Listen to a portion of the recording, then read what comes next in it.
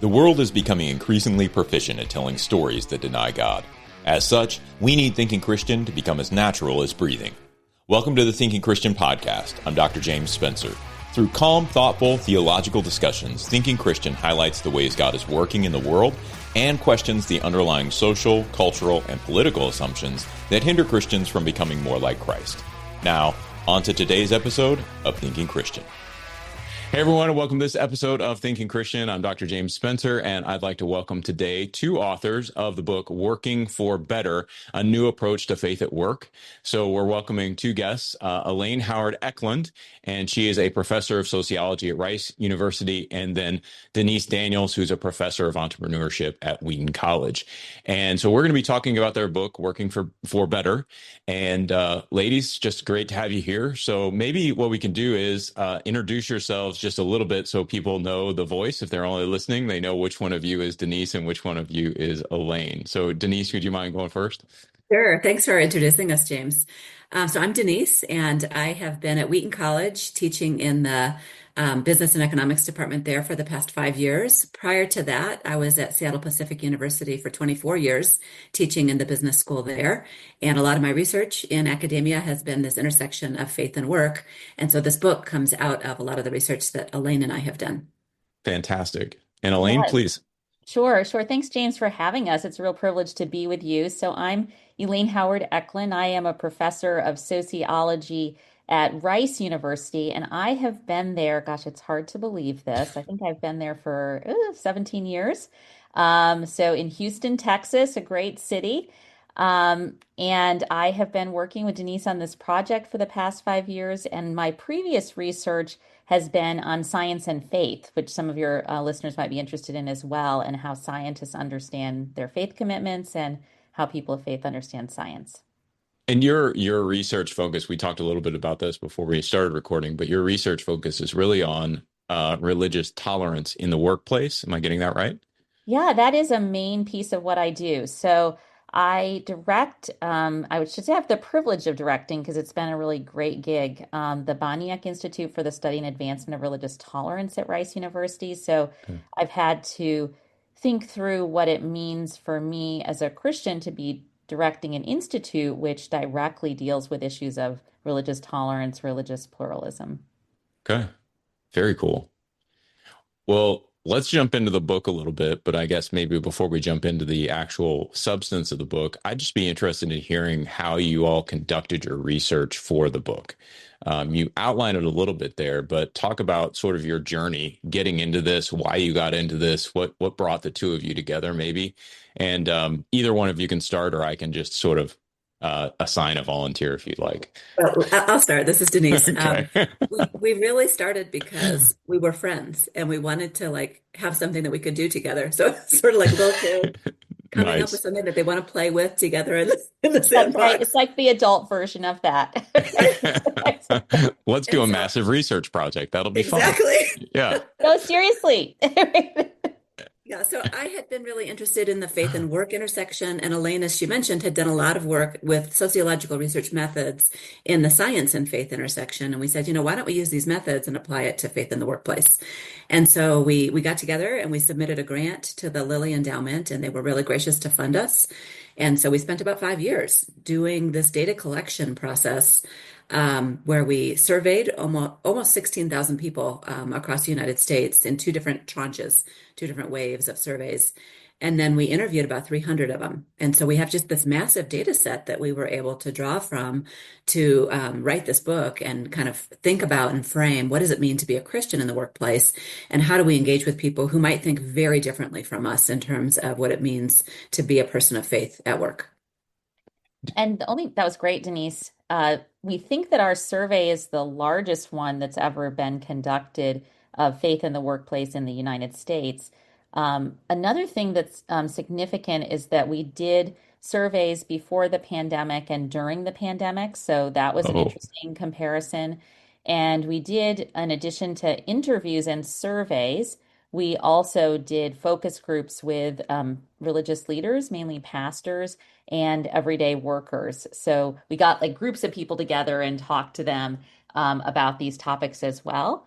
Our survey was a national random sample. So we took in groups of people in the same proportions that they occur, in the population naturally, except we did we're really intentional about taking in more Jewish people and more Muslim people than are in the population naturally, just because we want to make sure and bring those voices to the table, because those are two really important non-Christian voices in the US.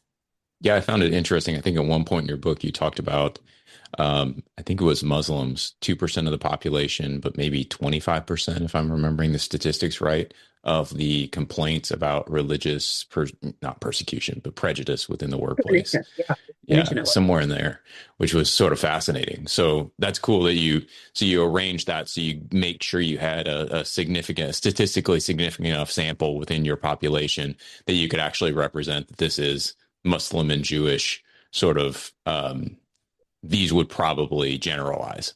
That's That's exactly right. exactly right. Yeah, Yeah. very You're cool. getting it. Yeah, I'm going to Yeah, quickly let my dog in, keep talking. feel free, feel free.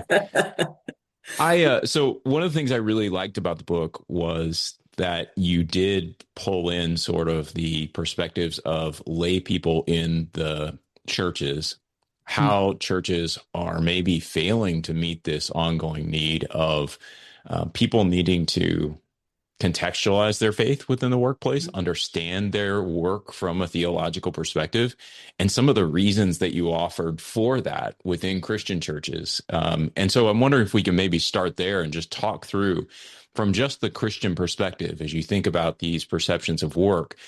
Was anything that was super surprising to you? And then how did you think through the solutions that were provided by the folks who were in your samples? Yeah, that's a really good question. Probably we have different things that are surprising for each of us, but Yeah. for me, I think I was surprised. Also, I should just say for the listeners, Denise and I come from very different work environments ourselves. And so, for those who don't know, Rice University doesn't have any specific faith commitment. It's a secular university, and Wheaton College is, of course, a flagship Christian university. So Hmm. that was kind of cool too to come from those different work environments. Yeah. So I was really surprised at how many people in our survey, Christians in particular, wanted to talk about faith at work, have some kind of desire to live Christianly in workplaces. I think for Yeah. me, and given the kind of work environment I'm part of, I was kind of surprised by that. But also, not very many of them actually hear content in their congregations and particularly from their pastors about faith at work. And so that was a really big surprise for me. Also, the Been here. information about calling was really important to me. Yeah, Denise, go Yeah, ahead. let me jump in about that first point that you made with where people want to be expressing their faith at work. I think it was less about people wanting to talk about faith, although that was a piece of it, but more a sense that people wanted to express their full identities, and that Mm, included their faith Mm, commitments in the mm. workplace. And then your second point that they didn't feel like they were hearing that from their churches or from their pastors, I think is exactly right. But what was interesting is that when we did those focus groups that Elaine talked about, when we did talk to Yeah. pastors particularly, they said, "Oh yeah, we talk about this a lot." yeah, And then we talked to those Yeah. pastors' congregants separately, and the congregants said, "No, we don't really recall hearing anything about work." So there's a real disconnect, I think, between that's what right. pastors are thinking that they're doing and what people in the pews are understanding or experiencing or hearing. So I'm not saying that pastors aren't doing it, but it's not being felt that way by the parishioners. And so there's a mismatch. There's a disconnect somehow with that. And then the third point that you mentioned, Elaine, which also was a surprise to me, was this notion of calling. So we did ask people, to what extent do you experience your work as a calling? And across the board, when we surveyed people, and this is just everybody, so this includes Christians and non-Christians, Mhm. only about 20% of people in our sample said that they thought of their work as a calling.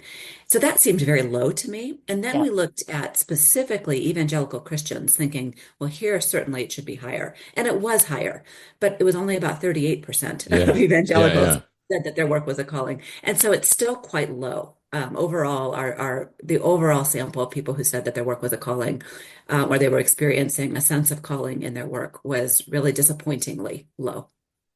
So one of the things that after reading your book, I was kind of reflecting on, you do the chapter on systems like thinking from a system perspective. And so as I stood back and I thought about those calling stats and some of the professions that people had a difficulty understanding that this was a spiritual exercise, that you could really serve and honor God within this context, that this was truly a calling and not just a job kind of aspect. I'm wondering how you thought about that from that systems perspective, because it seems to me that some of this is just sort of socially ingrained within us that I do mostly administration at my job, right? I'm more of a behind the scenes guy, except on the podcast, I guess. But I'm not a faculty member standing in front of students teaching. And when I think back on that experience, when I had it, that always feels like it's full of more meaning than sitting and answering an email on a daily basis, or managing a budget, or what have you. But my sense after reading your book and what was sort of in my head was, I'm wondering how much of that is just more socially conditioned. People appreciate some of those outward acts more. There's a greater societal value placed on those. And some of these other things can be behind the scenes because everybody needs they need to get done, but they're not sort of flashy or sexy in any sort of sense. Did you all think through any of that as you're looking at your data? Yeah, there's a First of kind all, that's a super great yeah, observation, yeah, James. I think that's right. Yeah, There's a Elaine, kind of, oh, I'm sorry. I keep no, you talking about go. Denise. Yeah, there's a kind of like a double whammy perspective. And Denise and I talked about this. I mean, these issues are very personal to us as well. So we had Yeah. this privilege of, being friends and talking through the data and thinking about how it impacts our personal lives too. So I would put an even finer point on it that you have, James. Even within our jobs, we value more the face-to-face contact, the helping others more than the answering email. A lot of derisive talk about email in these interviews. So I think there's two kinds of things that people are facing, that in their church communities, there is not value or imagination really for how a work that, say, involves money, accounting work, these kinds of things, or work that involves heavy administration can be super valuable to God, and people could even be called into that type of work. There's a lot more emphasis placed on serving others. So it's easy to see how being a social worker or a teacher serves others and is a calling, and harder to see how working in finance is. So there's a system within congregations, and then workplaces themselves have that same kind of system where they tend to emphasize certain things as being more valuable than others. Yeah. Denise, anything to add there? No, I mean, what Elaine said is exactly right. And what we did find when we talked to people is that they repeatedly said things like, well, work is a calling if it is allowing somebody to serve another person directly. And Yeah. so, the medical professions or those kinds of things, that's a calling. But the work that I do, working for whoever, maybe didn't feel as much like a calling. And I think it's not just at the individual level. I think you're exactly right, James, that it's a systemic kind of influence that people are picking up on and kind of carrying into their perception of calling. I know, I mean, I obviously read through this in the book, but I'm wondering if you have perspectives that maybe I didn't catch. But there was a section about CEOs in there, and whether they were male or female CEOs. I think if I recall, female CEOs found greater meaning in their jobs than the male CEOs, if I'm recalling that correctly. Um, do you want to correct that? I think that's not right exactly. Okay, I, then I I'm think recalling that I incorrectly. think what you're referencing is the idea that it had to do with those at the top of the organization and those at the bottom. And what we did find was that men at the top of their organizations were more likely to say that they engaged their faith in that role, and women at the That's top of right. their organizations were actually less likely to say that. That flipped a little bit when you got to the lower levels of an organization, and so women in the middle and the bottom were more likely to talk about their faith as a meaningful kind of resource for themselves. There's a couple of potential reasons for that. One Yeah. one is that women typically don't make it to the top of their organizations. Men are more likely to make it to the top of their organizations. And the women who make it to the top are less likely to be Christians. And so what we Huh. might be capturing there has something less to do with um, Christianity and more to do with who is there, the kinds of people who are at the top, where men who are Christians are more likely to make it to the top, and women who are Christians are not as likely to make it to the top. At Thrivent, planning your finances is bigger than money. It's a way to support the people, causes, and community you love. Because helping you put your faith into action is at the heart of what we do. Thrivent, where money means more. Connect with us at thrivent.com. Do you think that may be a temperament issue of some sort, or like I honestly, I think it didn't gets, look at it? yeah, we couldn't examine it exactly because it's not what we Yeah, were looking at. And so yeah, we came up with some hypotheses about it, which we don't know for sure. So, but our yeah, best guess here is that there's a lot of socialization in Christianity and in churches that does not encourage women to advance in organizations. And yeah, so, whereas men might get a lot more accolades for that kind of thing, women have are pulled in multiple directions, partly because of family, partly because of other things that the church reinforces in particular ways. And so it's less likely for women to feel like, oh, my Christian faith really makes me want to become a CEO, and much more likely for a man to say something along those lines. yeah. Interesting. Yeah, because I mean, even within churches, and you all discuss this in the book, that sort of doctrinal structures that would preclude women from holding Exactly. what I don't think many Christians would want to say they are the privileged positions within the church, but they're really the privileged positions within the church. I mean, being the pastor or the guy on stage, and I mean that really, the guy on stage, Hmm. is a privileged position. It puts you in a position to have more opportunity to do more things for good or bad. It comes with those perks. And so there's a deficit there of I would assume a deficit of how we even think about that position as a calling versus something like, um, again, sort of working administratively in a children's ministry capacity or That's teaching right. small children in Sunday school. Everybody loves to drop their kids off, but they're doing it so they can go see the guy on the stage. Yeah. Yep. Yeah, I mean, women are not going to see role models of other women in power as much in churches as men Yeah. are going to see role models. So, really across the board, not just in evangelical churches, we did another side project with these data where we looked at the kind of leadership models that occur in churches, mainline Mm, churches, the historic Methodist Presbyterians, largely Black and Latino congregations. So all kinds of Christian congregations don't have women in leadership. So yeah. it's just sort of it's Right. not just Even ones that, doctrinally focused. Even yeah. ones that doctrinally do say it's okay still don't have women. So practically, Huh. women are just going to be less likely to see those, see people like themselves in power in congregations. Yeah. Huh. So let's talk a little bit about the calling data and how you thought through calling, how you thought through calling. So when you're asking the questions and forming out the research, you have to have some understanding of calling in place so that you can even ask the question. But did you find that there was confusion on the part of people who you're asking the question to, or even during the focus groups, like these sort of disconnected aspects of, I don't even know what you're saying by calling. What is that? What is that? Mhm. We did ask, when we interviewed people, we did ask, do you experience your job as a calling? And many people would say to us, well, what do you mean by that? And we Mhm. Mm, tried really hard not to define it because what we're trying to do as social scientists here is to elicit what do other people understand their work to be as a calling. And so we tried to kind of turn it back to them and say, well, tell us a little bit more about what you might consider to be a calling. And then that's where people would talk about, well, if you're serving others, then that would be a calling. The okay. impact of yeah, I totally agree with Denise. The thing that I would add is that calling is a pretty distinctively Christian term. Yeah. And we had people talk, even people who are not Christians, talk about calling in Christian ways, if that makes sense. So Sure. they like use Christian language of God inspiring them to do something, Hmm. hearing a kind of getting a kind of sense that they ought to be doing something, even if it wasn't a specific sense from a Christian notion of God. So there's ways in which historically the whole notion of calling is very influenced by Christianity for good or bad.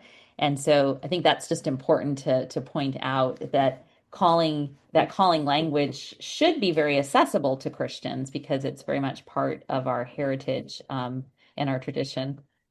And particularly so for Protestants. So Hmm. Yeah. historically, and we talk a little bit about this in the book, Yeah. Yeah. historically, through the Middle Ages, the notion of calling really was a calling to God, a calling to the monastery, a calling to the priesthood. Yeah. And that changed with the Protestant Reformation, where this idea of all work could be a calling. You don't have to become a priest in order to really be serving God. And Martin Luther was very strong about this, and he wrote quite a bit about this. And so we as Protestants really draw tremendously from the last 500 some years of history, with this notion of calling that can be applied to the workplace. And so well, again, this kind of gets back to our sense of surprise and maybe a little bit of disappointment of, oh, even Protestants don't really think of their work much as a calling, although they do think of it more so than the general population. But generally speaking, it's quite low. And so then when we did start to get into, well, what do people think about when they do use this term? What are they getting at? And it seemed like there were a couple of different dimensions that people were referencing when they said, my job is a calling. Yeah. And so on the one hand, that was one dimension that people talked about was this notion of intrinsic versus extrinsic to the work itself. And so some people said, well, my job is a calling because the work that I am doing is somehow intrinsically meaningful. And so the actual tasks that I am doing, or the product that I'm producing, somehow has impact in a positive way on the people around me or on the world in some sense. And on the other hand, we had some people say, well, my job itself, what I do maybe isn't very meaningful, but I know God has called me to it because what my job allows me to do impacts other people outside of the workplace or beyond the tasks of the job itself. And so we called those an extrinsic approach to calling. Sure. Well, that was one dimension. So people talked about both ends of that dimension, intrinsic and extrinsic. And then people also talked about this idea of what we initially called distal and proximal, and then our publisher said, nobody knows what that means. Can you just say near the workplace and far away from the workplace? And we're like, okay, so that's what it says in the book, is close to work or farther away from work. But this idea of where you're serving somebody is either really close to the work itself that you're doing, or maybe it's farther away from the work that you're doing. And so these two dimensions, the intrinsic and extrinsic, and the proximal and distal, we can combine together and create this 2x2 framework that gives you four different cells or four different quadrants that allow you to think about calling in a slightly different way. And we had people that described their sense of calling in each of those four different ways. I want to be clear, though, that these are not mutually exclusive. And so while people tended to identify themselves in sort of one of the quadrants, and so, for example, let me give you an example of one of the quadrants. Let's say the intrinsic and away from the workplace quadrant. And this would be where somebody says, my job is meaningful because it allows me to serve the world. The goods and services that I produce have a positive impact. They contribute to the common good in some way. So we had somebody who worked at a fast food restaurant who said, the particular restaurant that I work in provides actually healthy food for people. And I feel like that's a meaningful thing that I'm doing. I'm serving people who need nutritious food to eat. And my job allows me to do that. That would be an example of that calling as kind of a common good contribution. But people don't have to remain in one quadrant. You can actually try to identify ways of calling across all four quadrants, which we really feel like is the right way to approach calling, and thinking through sort of a thicker theology of calling that allows you to engage a sense of calling in multiple ways and not just a singular approach to calling. And we think looking at it that way will really allow people to a broader range of people to see their work as a calling. Denise did a great job of developing this framework, and it's just been so useful for us. People who do work that, I think some do not see as a calling, were able to really see their work as a calling in a robust way. Another quick example that comes to mind is we interviewed someone in a meat packing plant who really had imagination for how he could, help people in the plant. So he was really relational with folks and supported them when they had marital upheaval and in all kinds of ways. So he didn't see his calling really as related to the act of packing the meat. What he saw his calling related to was the helping people. So it was really extrinsic to that work Extrinsic. environment, Yeah. but it was near to the work environment. He was exercising that calling within the context of his work, but in a way that was outside the work tasks themselves. So. I mean, I think I've seen this work out. I've obviously seen it work out in my own career, but my wife's as well. She was a pharmacist by training, worked in a pharmacy for a really long time, was more involved in patient care in that perspective. She always worked in hospital systems. And then when she became a chief pharmacy officer, she was more distant from the actual care that was being taken place, and she's sort of overseeing the entire system. And as we had conversations about that, we talked through these categories implicitly. Obviously, we didn't have them with us when we were doing it, but like when I look back on the conversation when I was reading that aspect of calling, I was like, yeah, we talked through all of these different categories, and we're kind of wrestling with how do we rethink this? What does it look like to be that, more distant from the patient care, but still obviously facilitating a lot of that and doing, work that is meaningful in that setting? That I think that was one of the things I sort of wanted to ask the question about. You had these different jobs all the way ranging from, I think you noted, like, dancing in a strip club and, working in a bar, serving alcohol, those kind of things where people really felt like those were not meaningful jobs, all the way up to something like, like a caretaker or something, or a healthcare worker, or, a pastor, something that was much more prone to provide you with that sense of calling, and then kind of everywhere in between. And I guess I'm wondering, did you notice anything, number one, where the high calling professions tended to have structures around them that would reinforce, hey, your job's a calling, versus some of the lower calling professions where they're a little looser, they're a little more, I think you even mentioned the gig economy sort of idea. They're much more individual. And so unless you actually do the work to figure this out, you don't have a lot around you sort of supporting you from a systemic perspective to say, this is a calling. And I'll just give the example of, I had a guest on to talk about mission integration in Catholic healthcare a few episodes ago. And so the Catholic healthcare system is invested in these mission integration professionals who work with everyone there to help them understand why this is a missional endeavor, how it fits with Catholic social teaching and with the healing ministry of Jesus. And well, you don't get that if you're a bricklayer usually. That's right. And so I'm wondering if you saw that correlation or whether I'm making that up just from reading your book. No, we did. So I think it's important that you raise the gig economy. We probably did not interview as many gig economy workers as we would have wanted to, but there definitely is a sense that you don't have the kind of social structures, and even at both work and church. So I want to, since we're specifically speaking to a Christian audience, I want to bring the church in too, and what churches can do. Churches can fill a real need there in supporting workers who don't traditionally have these kind of structures. Healthcare is one industry where people are more likely to have the structures, although huge variation across the roles in healthcare. So we remember interviewing someone who took care of computing systems for a healthcare organization. And he was like, yeah, I see how the nurses and doctors, they're right with patients. They totally see their work as a calling. And that's, really important. But I just don't understand how I'm just entering numbers, like how that is a calling at all. And obviously, we all know if you've been on the receiving end of not having records transmitted correctly in a doctor's office, that is a major deficit, right? Right. That work really matters. Yes. And, the patient suffers as a result. And so I can definitely see how that could be a calling, but he obviously didn't have that kind of network in his life that would allow him to. Yeah. Did you find people who really enjoyed their work, but still didn't feel like it was a calling?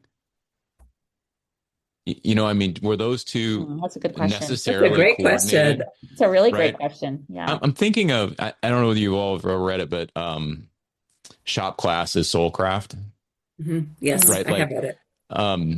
when I read that book, I do a lot of weight training and just as a hobby, and I love doing weight training, but I never felt any particular calling to it when I was doing it as a personal trainer.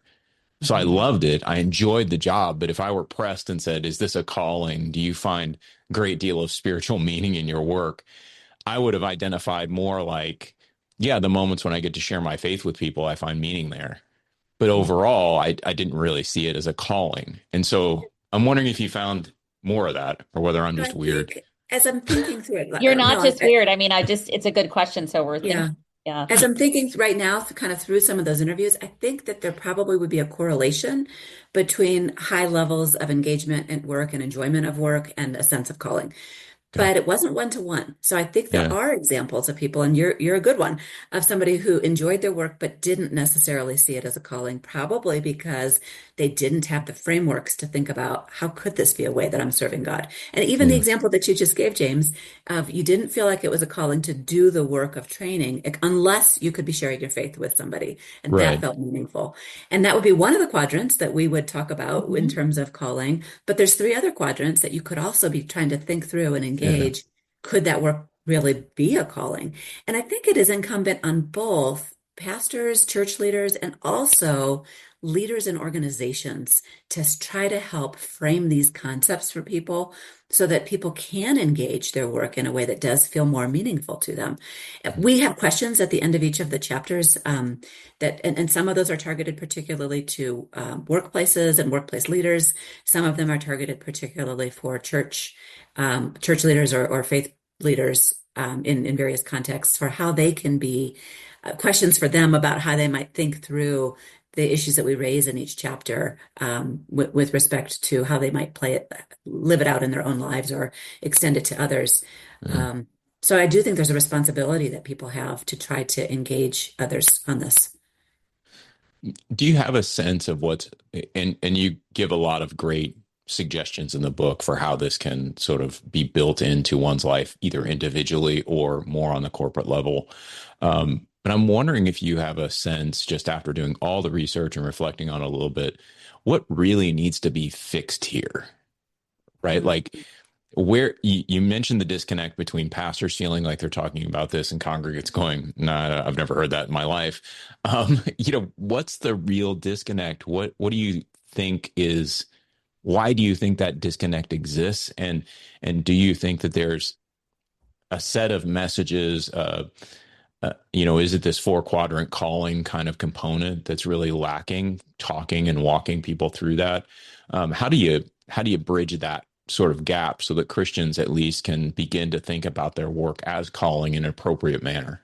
At Thrivent, planning your finances is bigger than money. It's a way to support the people, causes, and community you love. Because helping you put your faith into action is at the heart of what we do. Thrivent, where money means more. Connect with us at thrivent.com. I think that maybe it would be helpful for the listeners to know a little bit about why we think it's so important to Yeah. Yeah. see your work as a calling potentially. So as Christians, we think that seeing your work as a calling helps you do better work that potentially serves God and the kingdom better. So we do think that there's like a very theological reason to try to imagine, have a broader sense of imagination about why our work is a calling. In terms of businesses and other kinds of organizations, we found some utilitarian benefit to people viewing their work as a calling. People who view their work as a calling are more committed to an organization, find more meaning and purpose in their work, are more committed both to their work organization and to their jobs themselves. There is a kind of potential ugly side of calling, which is that sometimes if people feel highly called to their work, it blinds them a bit to the potential problems in a workplace, to Yeah. own discrimination or others' discrimination. You're like, oh, I'm so fortunate to be called here. I should kind of, not to be pejorative, should kind of suck it up if something bad is happening, Right. right? Right. Yeah. And even like just to myself, but if something bad is happening to someone else, I may be a little bit more resistant to seeking out change. Denise has had a lot of experience interacting with pastors and church leaders around this material. And I think one quick thing that comes to the top is that, it would be, not to be so shameless about our book, but it would be helpful to have discussion groups in congregations with communities of workers who have similar kinds of jobs, if that's available. Some bigger congregations could pull that off. Yeah. And just talking through these things, sometimes you just need someone else in an aligned occupation to help you have a bit of a broader imagination than you do. Yeah. Okay. Yeah, it's pretty easy actually to your initial question, James, which is, where's the breakdown? Whose fault is Yeah. it? I think Yeah. it's pretty easy to like point fingers and say, well, it's the church's fault, or well, people in organizations aren't doing what they should do to help people engage in experiences of meaning at work. And there's maybe some truth in all of those finger points, but I think probably the most useful approach is to look at your own sense of your own span of control, your own to what extent do you have autonomy and can you make changes in your own way of thinking or in the Yeah. ways that you engage other people? So rather than saying, well, pastors should do this better, which is might be true, unless you're a pastor, that's probably not a useful thing to say. If you are a pastor, I'd encourage you to read the book and think about things that you can do better. But if you're not a pastor, what are things that you can do as an individual? What, as maybe an entry-level employee, to really engage these concepts, these theological concepts in the workplace? If you're a leader at work, I think you have a lot of autonomy as well in ways that you have power to shape the experience that other people have. And so I'd love for people to kind of think about what's my responsibility here. Yeah. And we do provide some suggestions throughout the book for people kind of in all of those domains, whether you're a leader of a church or even a nonprofit faith and work kind of organization or a parachurch organization, or whether you're just an entry-level employee or whether you're somebody who has responsibility for others at work. There are all sorts of different ways that we could approach those questions. Yeah. I think my mind, as I was reading through the book, kept going back to instructions to bond servants in Mhm. Scripture, particularly First Corinthians 7, where Paul's talking to bond servants, and he said, he's talking about remaining as you're called.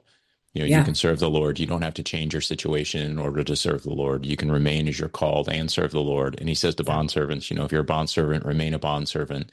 But obviously, if you can get your freedom, go for it. Yeah. And there's something about a sanctified ambition there, I think, that is sort of interesting, that he's asking them to serve the Lord first and then to take the opportunities that God brings into their life as they come, as opposed to sitting back and saying, well, I'll serve the Lord when I get out of this situation or that situation. I found those sort of fascinating. And I think the other aspect that I kept coming back to was the idea of partiality. There's such a deep partiality that I think a thread of partiality that comes through your book. It's sort of, and I'm not saying you all were partial. I'm saying that you see the palpable partiality of how these things sort of play themselves out. So certain positions, when I was reading through your data, I was kind of like, well, yeah, that seems obvious that that person would be more excited about doing that job. And it would seem obvious that this person is less excited about doing this job, that they see it as less of a calling, that they find less meaning in it, those kind of things, because we tend to privilege this person over this person. And so there's help to figure out why this is meaningful. You're getting, positive reinforcement about the job you're doing, whereas on this side, you're not really getting anything. And I just found that to be sort of, I don't know whether you saw that theme as well, but as I was reading through your book, that's where my mind went. I think we tried Actually, really hard to think through. I mean, you raise a really complex train of thought there that I really like thinking through with you. We tried to think about, under what conditions is it a Christian's responsibility to bring some changes to the systems? Yeah. And we think that leaders probably have special kinds of responsibilities that maybe others don't have. And so in the questions at the end of each chapter, we tried to break some out and specifically Yeah. for workers of all types, but specifically for leaders and specifically for leaders of ministries or leaders of churches. Like there may be some responsibility that's particular to those kinds of roles as well. And then as Christians, there's a responsibility to think through how your work is meaningful, how you're called to your work, no matter the kind of work you're doing, as long as it's honorable work. There ought to be Yeah. ways in which you can really express Christian faith through your work in a way that exemplifies a calling and a broader sense of meaning and purpose. And then I think there may be some kind of responsibility. This is a notion I'm just toying with. There may be some kind of special responsibility that Christian leaders have to help entire workplaces understand a notion of calling, and to be very thoughtful about how we might do that in a way that's not marginalizing to those who are not part of a Christian tradition. There might be Yeah. broad ways in Yeah. which we Yeah. can bring that in kind, that kind of Christian, that lovely Christian sensibility we have to all kinds of workplaces and all kinds of people. There may be a special sort of super calling there as well in our leadership roles. Yeah, that we should probably address that before we come too close to the end here. That principled pluralism idea. I found that pretty fascinating. And I, again, as I was sort of thinking about it, my mind went to Jesus visiting sinners, right? These are folks that were not excluded from Jesus's ministry, even though they needed to accept him to be included in the kingdom, but he was not leaving them out. These people were not pushed to the margins and sort of left aside for the gospel. They were drawn into it and given the opportunity to hear Jesus's message and to respond to him with faith in the same way that anybody else would have. And so when I was reading through that principled pluralism, that's sort of where my head went. But I'd love to hear you all talk a little bit more about that. I know that's sort of a sideways thought on it. Yeah, yeah. Yeah, well, we really, so we introduced this idea of principled pluralism, which we didn't make up, but we drew from a number of other writers and Yeah. thinkers in this area. But it's this idea that in a pluralistic context where people who don't share your beliefs, how do we engage appropriately? Right. And the idea here is that you fundamentally hold on to your own beliefs, and you also view the other as somebody made in God's image. So those two things are the kind of principles of principled pluralism. That doesn't mean that you have to believe that what they believe is equal to what you believe. So it doesn't necessarily give comparable level of, all truth is, anybody can have their own belief system and all paths lead to God. It's not what it's saying. Right. It can be saying something very specific, that you believe that your path is actually the right path. At the same time, you don't denigrate any other person and you Right. allow them to live out their life the best way that they can. And in fact, you might support them in living out their life the way that they believe is right. And so it's this nuanced approach to how do we engage with people who are different? How do we engage with people who have different beliefs than we do, without letting go of what we believe, um, without denigrating the other. So both of those are the tensions and the challenges there. Yeah. When we do that, we have to come with some level of humility that we might not know everything, that we might actually have gotten some things wrong.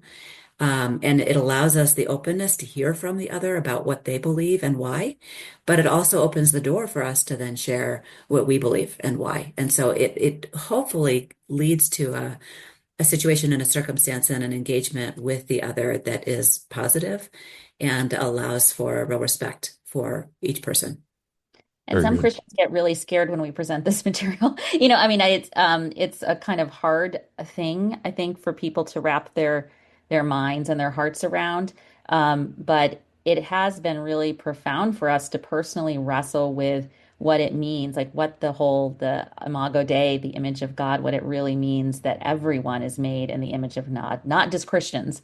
And so, and that very Christian sensibility, I think, has profound implications for how we treat others in workplaces.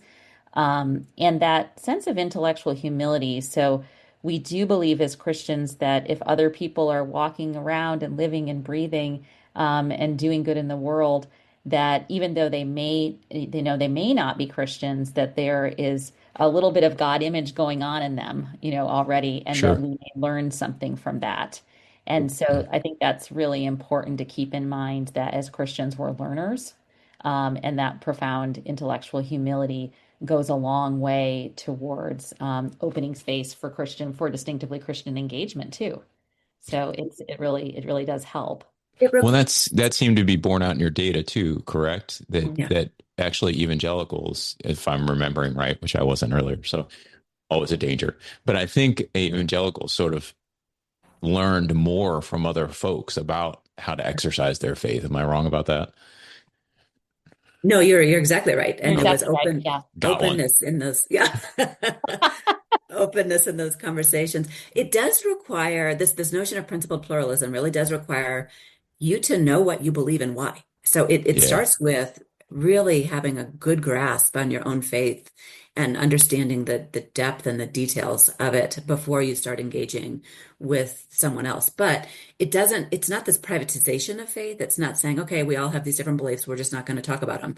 It's saying, hey, we can talk about these things. We can talk about them in respectful ways. We can listen carefully across differences. And it doesn't mean that you are going to change my mind or necessarily that I'm going to change yours. But it does require you to be respectful and listen carefully. Yeah, and I think in an odd way, we sort of want that as Christians because we are trying to share our faith. And so if we're the only ones doing it, it's going to seem really odd and a little unfair, right? But if everybody's doing it, we can have these sort of more open conversations. And hopefully there won't be these sort of structural or prejudicial challenges that people are having to get past. I mean, I think those are real obstacles to the gospel sometimes because they see, well, Christians have all these rights, but as your book really pointed out, Muslims and Jews seem to have far more problems in the workplace than Christians do. And so it's like, why would we want that hurdle to be in their way? Sort of reinforcing this idea that they're unloved or unwanted, even just in their workplace. Why wouldn't we want that to be gone so that there's a greater openness to hearing and listening and not a protectiveness or defensiveness that could develop? Yeah. And Absolutely. we Yeah. had some really beautiful conversations with some of the folks we talked with, some of the folks we Yeah. interviewed from non-Christian faith traditions who talked about their interest in having these conversations and trying to understand what is it that different people believe. And there was a real openness, it seemed, on the part of a Yeah. number of folks that we talked with, Yeah. wanting to have these conversations, wanting to engage with the real person that they're working with and not just the surface level person who does the Yeah. work. Huh. Well, we're getting close to time. I really enjoyed this book. I'm wondering if you have any just sort of parting thoughts of things that we didn't cover that you can just throw out for listeners, give them a little bit more of a teaser for the book. Elaine, maybe I'll start with you. Anything? We kind of go through the whole book. We have this model where we go from, how we thought about faith and work in the past in Christian circles and how we think we ought to be thinking about it in these new times, not to Yeah. denigrate what's been done before, but just to say these are new times, new realities. They really call for a new approach for Christians to engage their faith and work. And I hope that people will see that kind of movement throughout the book. The book's really short. The chapters are short. There's discussion questions at the end. And I guess just the last thing that I'll say is that we end the book with this chapter on rest as a kind of closer and just the importance of seeing those Sabbath principles throughout our lives. And we want to make sure that people understand that that's there as well. And that's just vitally important to think through in the context of faith and work, that not all of our lives are our work. And we really work for the glory of God. And part of that understanding means that we have this profound need to rest. Yeah. Very cool. And I was I did going to my talk about, dissertation on Sabbath, so I resonated with the rest chapter. But yeah, I was going to talk about that rest chapter as well, because it's not something that we've talked about with the rest of yeah, our yeah. conversation. I think you summarized it really beautifully. I think that's we can end it there. Well, very good. I really appreciate the conversation. I'm sorry we don't have more time. I think we could probably go for another hour or so, but we only have so much time. And so, Denise, Elaine, thanks so much for being on the show. Listeners, I'd highly recommend this book. If you have any questions about theology, work, faith and work, how your work is your calling, those kind of questions, this is a great book to get. The link to the book will be in the show notes, and it's an IVP title, and they give us a 20% discount if you buy it at the publisher's website. So follow the link, use the code, and go pick up Working for Better. Thanks again, ladies, for being here. Really appreciate it. Oh, Thanks thanks, so much, James. James. Yeah, It's thanks. All really right. been fun. Very good. All right, everybody take care, and we will catch you on the next episode of Thinking Christian. Just want to take a second to thank the team at Life Audio for their partnership with us on the Thinking Christian podcast.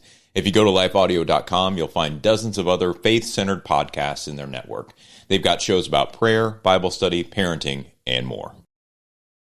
Hi, friend. Are you stressed? Maybe even worried about so many needs around you that you've forgotten you are worth taking care of too? Well, I'm Bonnie Gray, the host of Breathe, the Stress Less podcast. I want to invite you to join me as I share practical tips based on science, inspired by God's Word, to help you spark joy and restore God's peace and love to your soul. Subscribe now and go to lifeaudio.com.